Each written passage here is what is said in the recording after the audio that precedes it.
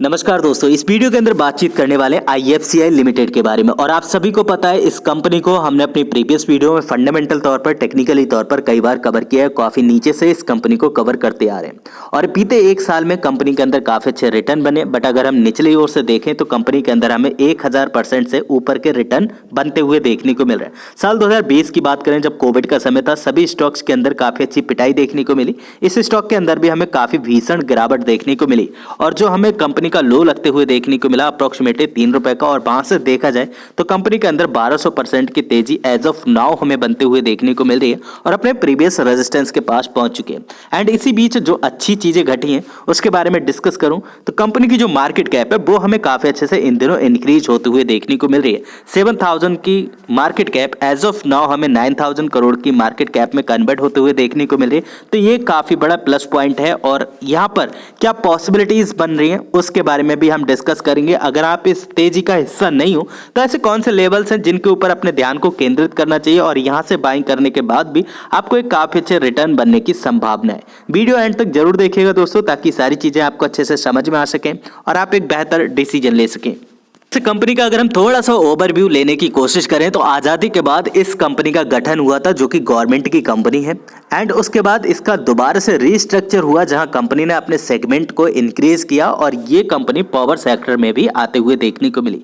And जहां से as of now इस कंपनी को काफ़ी बड़े रिटर्न मिलने की संभावना है। और यहाँ पर अगर ऊपरी स्तरों से देखा जाए तो कंपनी 66% के डिस्काउंट के ऊपर अवेलेबल देखने को मिल रही है। लाइफ टाइम में तो कोई इतने बड़े कंपनी ने रिटर्न जनरेट करके नहीं दिए, बट अभी के समय पर कंपनी के अंदर हमें काफी अच्छे रिटर्न बनते हुए देखने को मिल रहा है, क्योंकि निचले स्तरों से कंपनी के अंदर काफी बड़ा उछाल आते हुए देखने को मिला है और एज ऑफ नाउ हमें एक रेजिस्टेंस के पास में आते हुए देखने को मिल रहा है। अगर ये वाला रेजिस्टेंस ब्रेक हो जाता है तो कौन से टारगेट होंगे अभी हम टेक्निकल्स के ऊपर डिस्कस करेंगे, बट इससे पहले कुछ जरूरी चीजें आपके साथ शेयर कर लेते हैं।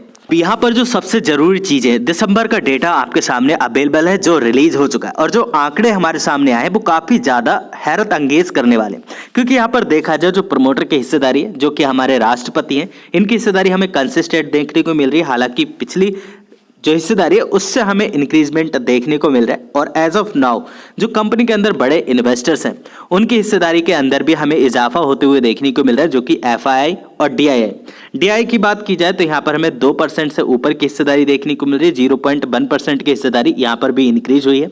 हमारी सबकी चहेती कंपनी LIC का इस कंपनी के अंदर हमें इन्वेस्टमेंट देखने को मिलता है और साथ साथ PNB बैंक का भी हमें यहाँ पर इन्वेस्टमेंट देखने को मिलता है।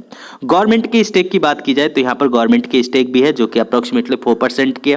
एंड पब्लिक की बात की जाए तो यहाँ पर पब्लिक ने अपनी हिस्सेदारी को ट्रिम किया है, जैसे कि यहाँ पर देख सकते हैं 21% से ऊपर की हिस्सेदारी अभी भी देखने को मिल रही है, बट पिछली हिस्सेदारी से यहाँ पर हमें ट्रिमिंग की हुई देखने को मिल रही है।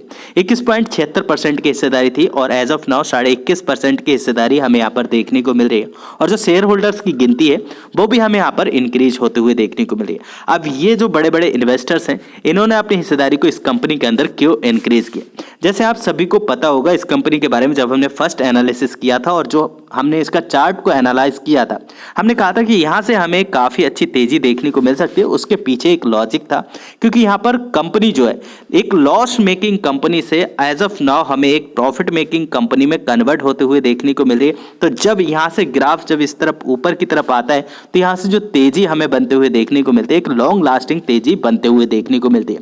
एंड जिसके बिहाफ पर आप यहाँ पर देख सकते हैं जो इन बड़े बड़े इंस्टीट्यूशंस हैं जैसे कि FII या फिर DII, इनकी हिस्सेदारी यहाँ पर हमें इंक्रीज होते हुए देखने को मिल रही है। एक और आर्टिकल जो आपको बहुत अच्छे से पढ़ना चाहिए और उसे एनालाइज करना चाहिए, जैसे हम सभी को पता है इस कंपनी के अंदर जो हमारे राष्ट्रपति हैं उनकी यहाँ पर 70% की हिस्सेदारी देखने को मिलती है, जहाँ पर उनके 1750 करोड़ शेयर्स इस कंपनी के अंदर देखने को मिलते हैं। और हालिया आई तेजी की वजह से उनको जो मुनाफा होते हुए देखने को मिला, उनके पोर्टफोलियो में जो गेन आते हुए देखने को मिला है, अप्रोक्सीमेटली 1120 करोड़ का गेन देखने को मिल रहा है। और ये आर्टिकल जब आप क्रोम खोलेंगे हो सकता है आपको फर्स्ट या सेकंड आर्टिकल IFCI के बारे में देखने को मिले। साथ ही साथ बात की जाए यहाँ पर IFCI के बाद में LIC की, तो इनके पास में भी काफ़ी अच्छी हिस्सेदारी जो कि अप्रोक्सीमेटली 2% की हिस्सेदारी है और यहाँ पर इनके पास में भी 48 लाख शेयर्स इस कंपनी के अंदर देखने को मिलते हैं और इनके पोर्टफोलियो में भी काफ़ी अच्छा गेन आते हुए देखने को मिला, जो कि अप्रोक्सीमेटली 31 करोड़ का गेन LIC के पोर्टफोलियो में कल के ट्रेडिंग सेशन में आते हुए देखने को मिला। अब यहाँ पर दोस्तों हम अपने मुद्दे की बात कर लेते हैं, यानी कि इन्वेस्टमेंट रिलेटेड। तो देखा आपने यहाँ पर एफआई और ईटीआई की हिस्सेदारी कंटिन्यू बेसिस पर इंक्रीज होते हुए देखने को मिल रही है और कंपनी कहीं ना कहीं अपने रेजिस्टेंस के आसपास ही ट्रेड करते हुए देखने को मिल रही है। अब जो ये 40 रुपए वाला रेजिस्टेंस है ये काफी वीक होते हुए देखने को मिल रहा है, क्योंकि यहाँ पर जो तेजी है वो काफी ज्यादा हमें कंसिस्टेंट देखने को मिल रही है और वॉल्यूम्स भी इन दिनों हमें काफी अच्छे देखने को मिल रहे हैं और गवर्नमेंट भी इन सेक्टर्स को लेकर काफी ज्यादा फोकस्ड है। तो ये वाला जो रेजिस्टेंस है वो हमें काफी ज्यादा वीक होते हुए देखने को मिल रहा है, जो कि इसका 50 रुपीज का लेवल है।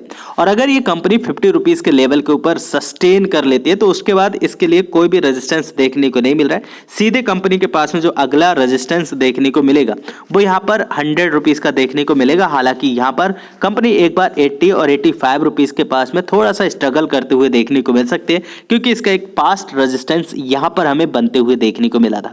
अगर आप इस कंपनी के अंदर बाइंग करना चाहते हैं, बिल्कुल से आप इस कंपनी के अंदर बाइंग कीजिए। जैसे ही आपको छोटा मोटा डिप देखने को मिलता है आप ऐसी जगह पर छोटी छोटी क्वांटिटी के साथ में ऐड ऑन कीजिएगा और होल्ड करने की कोशिश कीजिएगा।